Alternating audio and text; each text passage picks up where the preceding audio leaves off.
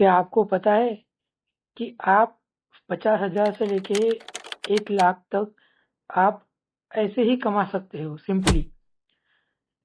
अगर आप अपनी चीज़ें किसी और को यूज़ करने के लिए देते हो, कोई भी चीज़ें हो जो मूवेबल गुड्स हो या आपकी प्रॉपर्टी हो, वो आप किसी को यूज़ करने देते हो। या प्रॉपर्टी मतलब कार हो, कुछ भी हो, आपका घर में पड़ा हुआ चाकू हो या पेन हो, कुछ भी हो, साइकिल हो, क्या आप अपने फ्रेंड्स को, नेबर को, किसी को यूज़ करने देते हो? तो अगर देते हो, तो उसने अगर उस चीज़ को यूज़ नहीं किया सही से, उसको डैमेज करके आपको दिया, तो आप क्या कर सकते हो? लेकिन मैं जो बताऊँगा आपको, उसको अगर इम्प्लीमेंट करोगे तो आप 50,000 से लेके 1 लाख से ऊपर तक आप जुर्माना उससे वसूल कर सकते हो। कैसे? तो इसी के बारे में हम इस वीडियो में चर्चा करेंगे और इसका लीगली क्या स्टेटस है, क्योंकि हम ये कभी-कभी बात करते हैं, ये ऐसा होता है, कभी-कभी कुछ लोग बोलते हैं कि नहीं-नहीं ऐसा नहीं हो सकता है, क्या कुछ पैसे माँग रहा है फ्रेंड से, ऐसा लीगल नहीं है, छोड़ दे, बात को छोड़ दे, क्यों ऐसा बहस कर रहा है? तो ये किस हद तक लीगल है? तो मैं 100% बता रहा हूँ, ये लीगल है। आपने अगर आपकी चीज़ किसी को यूज़ करने के लिए दी है, वो कार हो, बाइक हो, कुछ भी हो, वो नाइफ हो, पेन हो, कुछ भी चीज़ हो जो मूवेबल हो, मतलब एक मूवेबल मतलब एक, फॉर एग्ज़ाम्पल जैसे नाइफ, हम एक दूसरे को दे सकते हैं, इस घर से उस घर तक दे सकते हैं, एक हैंड से दूसरे हैंड को दे सकते हैं, जो मूवेबल हो, जो एक जगह से दूसरी जगह जा सकती हो। उस चीज़ों को अगर आप दे रहे हो, तो आप जुर्माना वसूल कर सकते हो क्या? तो हाँ, कर सकते हो। उसको कहते हैं बेलमेंट एग्रीमेंट, बेलमेंट कॉन्ट्रैक्ट। उसमें क्या होता है, 2 पार्टी इन्वॉल्व होती है। तो इससे आप 1 लाख के ऊपर तक, अगर आपके जो भी आप दे रहे हो उस पे कॉस्ट उस पे डिपेंड करती है, तो ये बेलमेंट का एग्रीमेंट है।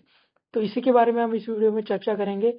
बने रहिए इस वीडियो में एंड तक, क्योंकि बेलमेंट एक क्रिटिकल कॉन्ट्रैक्ट है। इसमें प्रूफ और जो अपनी म्यूचुअल अंडरस्टैंडिंग होती है 2 लोगों के बीच में, ये बहुत ज़रूरी है और ये डीप में जिसको नॉलेज होगा वही इसको इसको यूज़ कर सकता है। फॉर एग्ज़ाम्पल इसमें बेलमेंट क्या है, बेली और बेलर क्या है, ये सब क्रिटिकल चीज़ें हैं और कौन-सा एक्ट इसमें यूज़ होता है। तो इसी के बारे में हम इस वीडियो में डिटेल में चर्चा करने वाले हैं। नमस्कार टू ऑल और welcome to the wake effect. तो ये बेलमेंट क्या है? तो बेसिकली जो हम गुड्स, या वो कार हो, बाइक हो, अम, नाइफ हो, कुछ भी चीज़ें हो जो मूवेबल है, वो एक दूसरे को देते हैं, ट्रांसफर करते हैं, one person to another person. उसी को बोलते हैं, उसी के एग्रीमेंट को, उसी समझौते को बोलते हैं बेलमेंट। ये बेलमेंट एक क्रिटिकल एक्ट है जो इंडियन कॉन्ट्रैक्ट एक्ट 1872 में उस कॉन्ट्रैक्ट के तहत, जो उस एक्ट के तहत लाया जाता है, मतलब उस एक्ट के तहत परफॉर्म किया जाता है। तो उसमें क्या होता है, 2 पार्टी इन्वॉल्व होती है।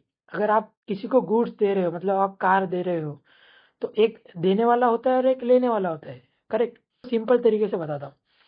तो बेलर और बेली, बेलर क्या होता है, जो गुड्स देता है किसको, एक पर्सन को, जिसको को कहते हैं बेली, जो उस गुड्स को कंज्यूम करता है। गुड्स मतलब कोई भी, फॉर एग्जांपल ए ने कार दी बी को, और ए क्या हुआ, बेलर हुआ, और बी ने कार ली ए से, तो बी क्या हुआ, बेली हुआ। तो इन दोनों के बीच में जो एग्रीमेंट होता है उसी को बोलते हैं बेलमेंट एग्रीमेंट। तो वो इंडियन कॉन्ट्रैक्ट एक्ट के तहत सेक्शन 148 से लेके 171 के अंदर ये इसको डिटेल में लिखा गया है, डिफाइन किया गया है इंडियन कॉन्ट्रैक्ट एक्ट के तहत। वो 1871 में लागू किया था, 1872 में, 1872 में। देखो, अंग्रेजों के ज़माने में ये इनेक्ट हुआ था और अभी भी ये चल रहा है।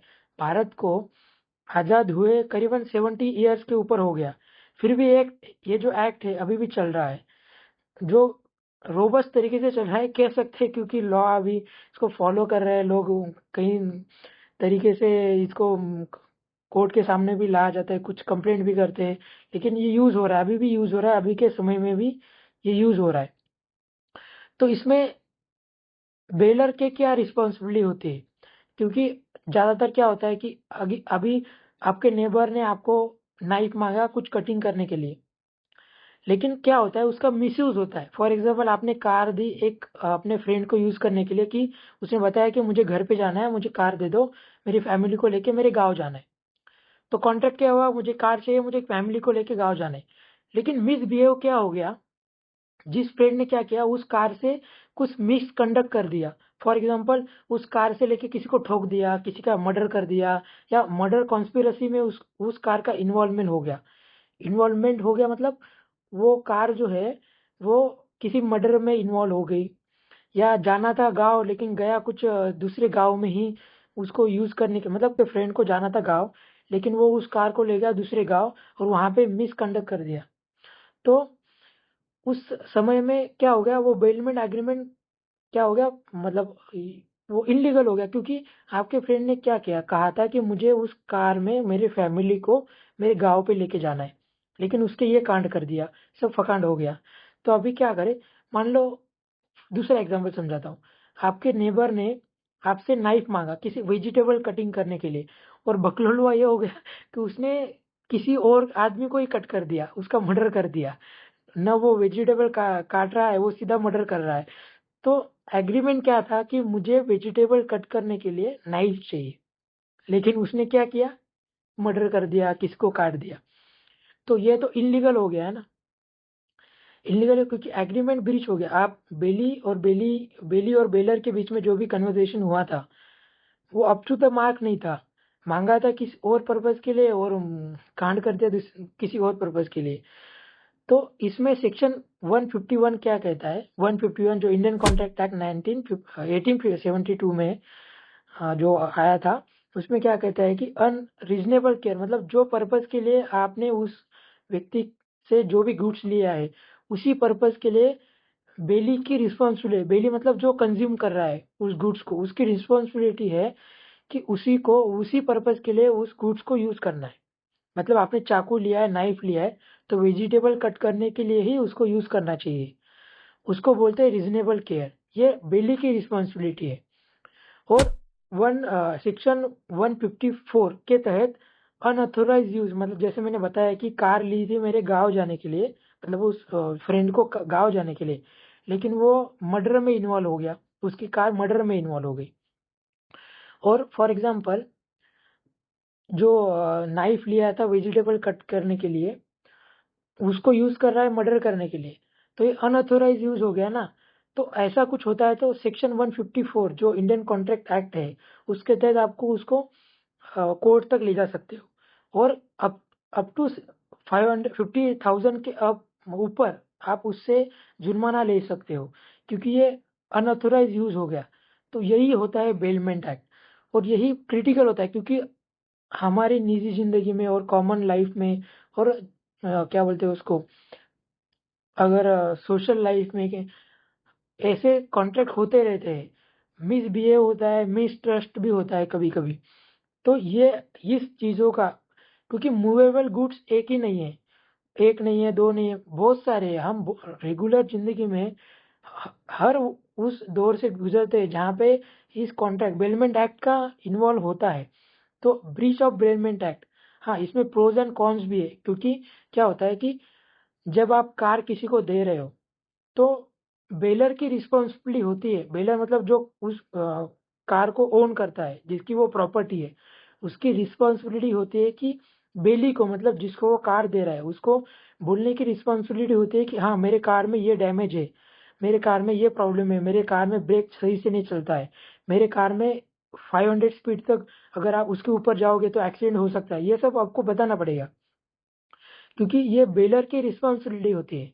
जैसे आप किसी को नाइफ दे रहे हो, मेरे चाकू में धार नहीं है, क्योंकि अगर वो चाकू काटने जाएगा तो मतलब वो किसी को काटने जाएगा या वेजिटेबल काटने जाएगा तो उसको पता होना चाहिए कि इसमें नाइफ नहीं है, हमें थोड़ा सा ज़्यादा जोर लगाना पड़ेगा, थोड़ा ताकत लगाना पड़ेगा, तो वो वेजिटेबल कटिंग होगा।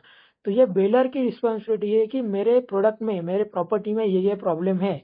तो आगे जाके क्या होता है कि अगर मान लो कार जो फ्रेंड लेके गया बीच में ही बंद पड़ गई, बीच में ही उसको पता चला कि डैमेज है, कार में खराबी है, तो बाद में जाके उ, उसने उसको बताया, बेलर को बताया, मतलब जो कार दे रहा है उसको बताया कि अरे ये तो तेरे कार में मेरे से ऐसा प्रॉब्लम हो गया, लेकिन बाद में प्रॉब्लम प्रॉब्लम क्रिएट कर सकता है ये सब।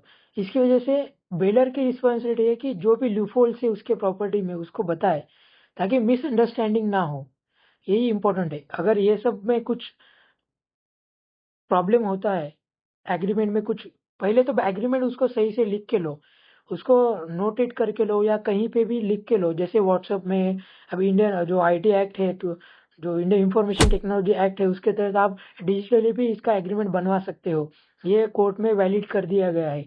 अगर नहीं वैलिड कर दिया गया है तो इंडियन एक्ट, जो इंडियन इंफॉर्मेशन टेक्नोलॉजी एक्ट है, आईटी एक्ट है, उसके तहत आप जज को या कोर्ट में ये बोल सकते हो कि ये मेरा डिजिटल प्रूफ है, अगले आदमी का नंबर या जो भी है उसका साइन, जो भी डिजिटल, जैसे आधार कार्ड हो गया, फेस वीडियो कॉलिंग हो गया, ये सब आप कोर्ट में दिखा सकते हो। और उस व्यक्ति के उस व्यक्ति पे आप जुर्माना लगा सकते हो कि मेरा ये जो मैंने प्रोडक्ट दिया था या प्रॉपर्टी दी थी, मूवेबल गुड्स दी थी, ये इसने सही से उपयोग नहीं किया है, तो मेरे को एक इतना कंपेंसेशन अमाउंट चाहिए इस व्यक्ति के द्वारा। तो ये सब आप कर सकते हो। तो आपको आई होप ये पता चला होगा कि बेलमेंट एक्ट हमारी रेगुलर जिंदगी में कितना इम्पोर्टेंट है। Thank you for watching.